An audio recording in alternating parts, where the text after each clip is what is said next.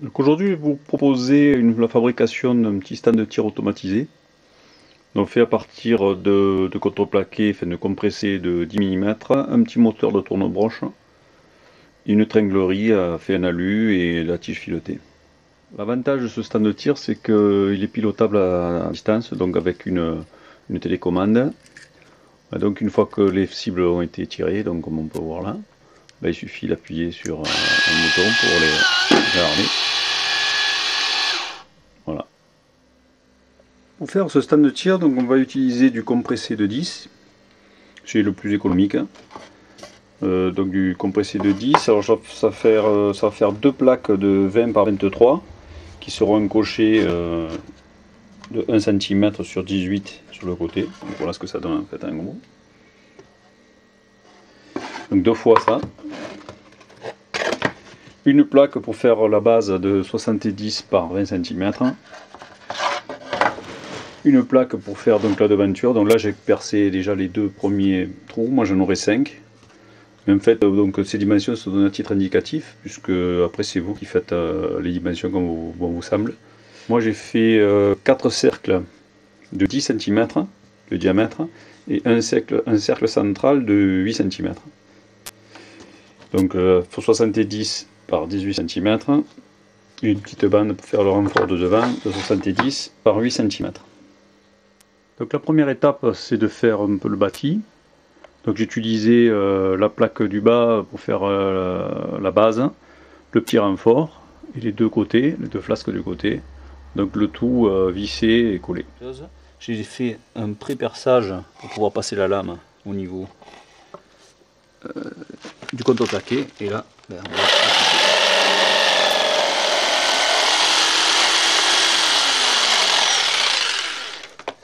bon ben voilà. Donc là, voilà nos 5 trous. On va pouvoir le mettre sur le bâti. Donc voilà à quoi ressemble la base une fois tout assemblé.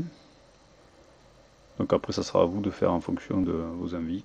Donc pour la partie cible en elle-même, donc c'est en fait c'est du contreplaqué. Là j'ai pris du contreplaqué de 5 mm. Et donc j'aurais besoin de, alors bon, puisque moi j'ai fait 5 passages, donc j'en ai découpé 5. Donc il s'adapte bien sûr au trou, donc il y en a un qui est légèrement plus petit, donc celui-ci est plus petit que celui-ci. Donc en gros, ils font, moi ceux que j'ai découpé, ils font 15 de haut par 12 de large, et donc 1 par seulement 10 de large pour le petit trou, par contre 15 aussi de haut.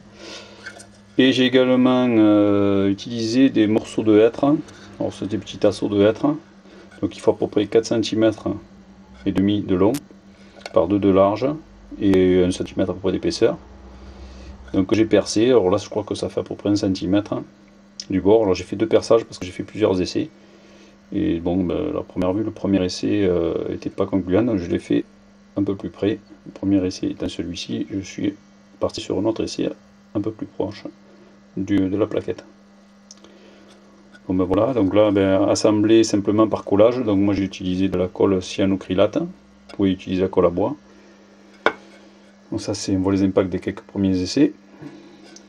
Donc ça 5 fois.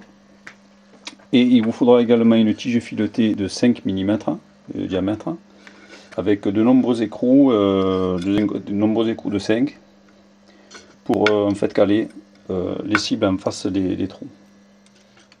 Donc, par contre pour le collage des petits morceaux de hêtre, donc des bascules sur le contreplaqué, je vous conseille pour bien le centrer et qu'il soit surtout bien perpendiculaire à la tige filetée, chose qui sera importante pour la suite. Donc moi j'utilise juste de la cyanocrylate. Et donc en fait ça dépend surtout du perçage que vous avez fait, qui peut être légèrement désaxé. Donc une fois que c'est bien collé, on positionne au ras. Il faut faire attention parce que ça prend vite. Et l'astuce bien sûr c'est de, avec une équerre, de bien positionner. Voilà. Donc là on est parallèle et on est perpendiculaire. Donc on va laisser sécher la colle. Donc voilà en gros ce que ça va donner. Donc ça c'est toutes les cibles rétractables. Donc le but maintenant c'est de mettre entre chaque cible sur la tige filetée 4 écrous, en fait qui serviront à tenir les cibles placées comme il faut, écrou contre écrou, de chaque côté de la cible. Donc 4, 4, 4, 4, 2 et 2.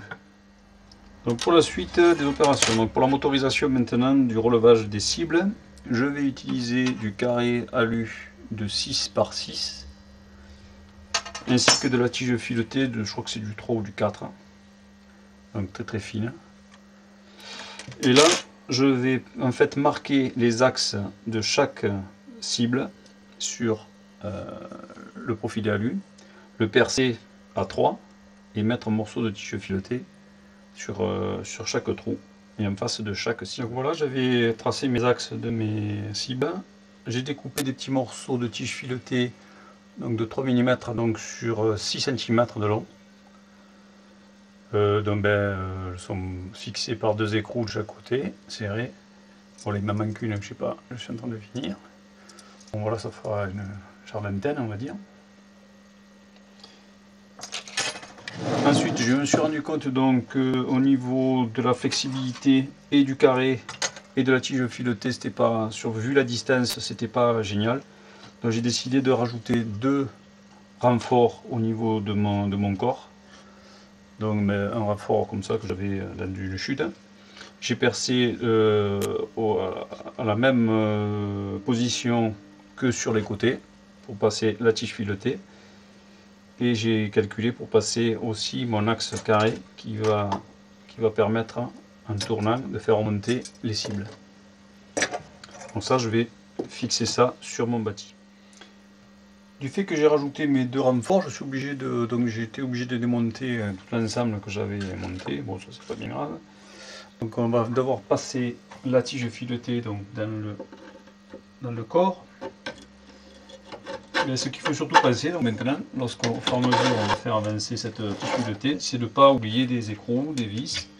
Donc là je mets une petite rondelle, jusqu'au final c'est celle qui raconte cette paroi, avec un écrou. Là je vais mettre ma première cible.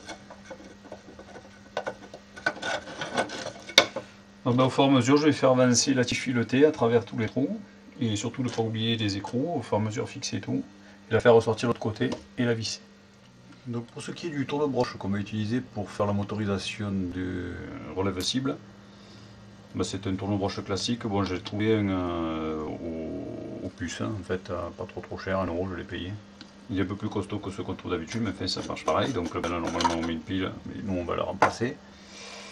Là je vais retirer, donc j'ai défait les 2 vis, je retire mon ensemble, donc là on voit la motoréduction.